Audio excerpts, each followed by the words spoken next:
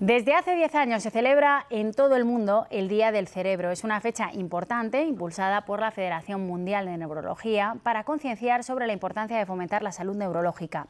Este año pone además el foco en algo fundamental, la prevención. Hoy nos acompaña en plató el doctor Jesús Porta, presidente de la Sociedad Española de Neurología. Hola Jesús, ¿cómo estás? Muy bien, muchas gracias. Un día importante. Mañana hay que prepararse para celebrar este día y muy importante la prevención.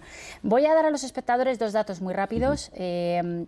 En el mundo, más del 43% de la población tiene algún tipo de enfermedad neurológica. Aquí en España, casi la mitad de la población también. ¿A qué tipo de enfermedades nos referimos? Sí, pues sobre todo el ictus, epilepsia, la migraña, pero es que hay muchísimas más: esclerosis múltiple, esclerosis lateral amiotrófica.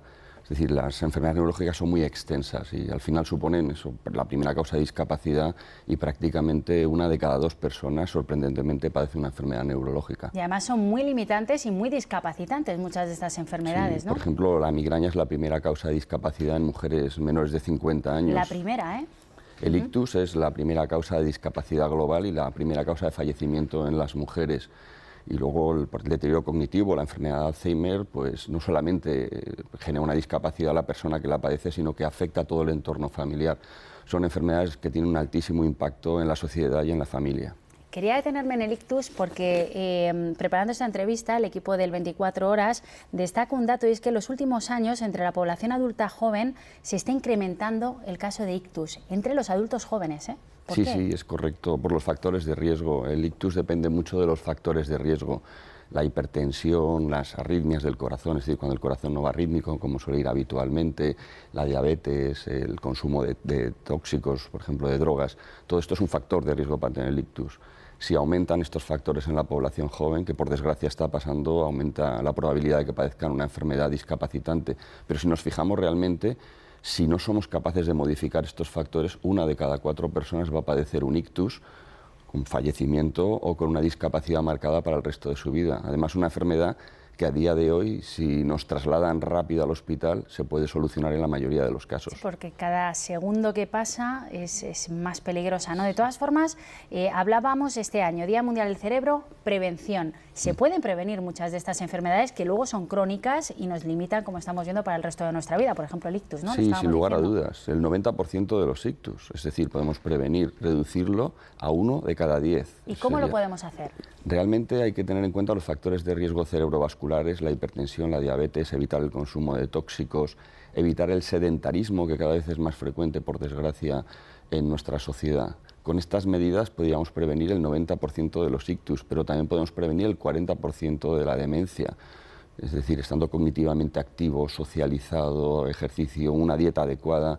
Es decir, que tenemos una serie de elementos que son cerebro saludable, de salud cerebral, que incluye también la salud mental dentro de la salud cerebral, porque al final es el mismo órgano, la misma estructura, y que son absolutamente fundamentales, no solamente para tener mejor calidad de vida todos nosotros, sino la sostenibilidad del sistema. Estamos hablando de unas cifras que van a suponer un gasto sanitario brutal dentro de unos años. Hay que reducir el estrés, hay que apostar por dietas como la atlántica o la mediterránea, que las tenemos aquí y son maravillosas. Totalmente. Pero cuando hablamos de ejercicio y en adultos jóvenes, muchas veces para prevenir el sedentarismo del que estamos hablando y de estas enfermedades, uno dice, bueno, salgo a andar 20 minutos y es suficiente. Otro, bueno, andar, pero andar a un ritmo ligerito. Otro, hay que nadar, pero ¿cuánto tiempo?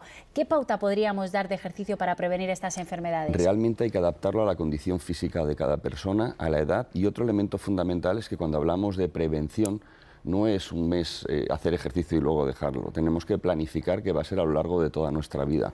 Por lo tanto, tiene que ser algo que por lo menos nos transmita cierta satisfacción hacerlo. Por ejemplo, a las personas que le gustan al tenis, puede seguir jugando al tenis.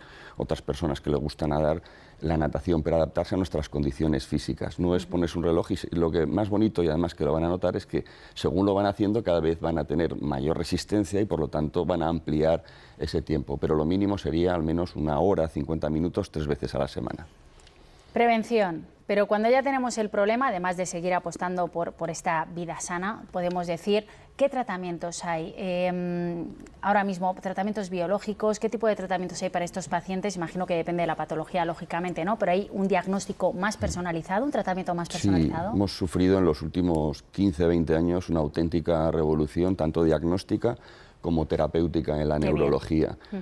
No tiene nada que ver, y ahora tenemos muchísimos tratamientos, aunque nos gustaría tener muchos más, para la mayoría de las enfermedades neurológicas, y en algunas de ellas, que desgraciadamente son muy discapacitantes e incluso pueden llevar al riesgo la vida del paciente, como la esclerosis lateral amiotrófica, actualmente hay ensayos clínicos y se han descrito nuevas alteraciones genéticas. Ayer hablábamos precisamente de una investigación de unos investigadores españoles en varios pueblos de La Rioja que habían detectado un gen que parece que está muy presente y con el que no se contaba en el caso de ELA, ¿no? Claro, lo interesante es que una vez que descubres el gen, aprendes cuál es la fisiopatología, por qué se produce la enfermedad.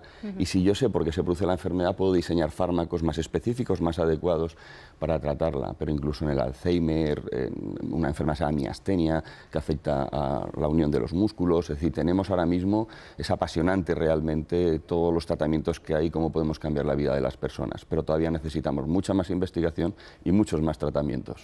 Doctor, antes de esta entrevista hablábamos, y sé de su pasión por la docencia, por sus pacientes, por supuesto, y como presidente y representante de los neurólogos ahora mismo de España. Imagino que cuando me está hablando tiene en la cabeza muchos casos de pacientes y sabrá perfectamente que en el momento del diagnóstico a uno se le cae el mundo encima cuando le dicen tienes esta patología, que no tiene cura, tienes que hacer este tratamiento. ¿Qué le diría a los pacientes que nos están viendo de cara a que mañana se celebra este Día Mundial del Cerebro? Yo creo que la palabra es esperanza y realidad, porque van unidas de la mano en la neurología.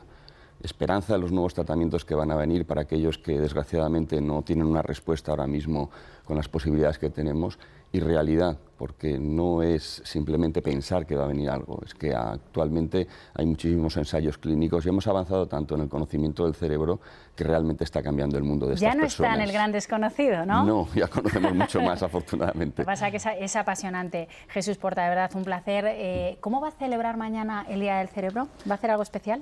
Muchas entrevistas, creo. Nos hemos adelantado, ¿eh? Sí, nos hemos adelantado. Totalmente. Gracias por acompañarnos y que pase un feliz verano. Gracias. Muchísimas gracias. Muchas gracias.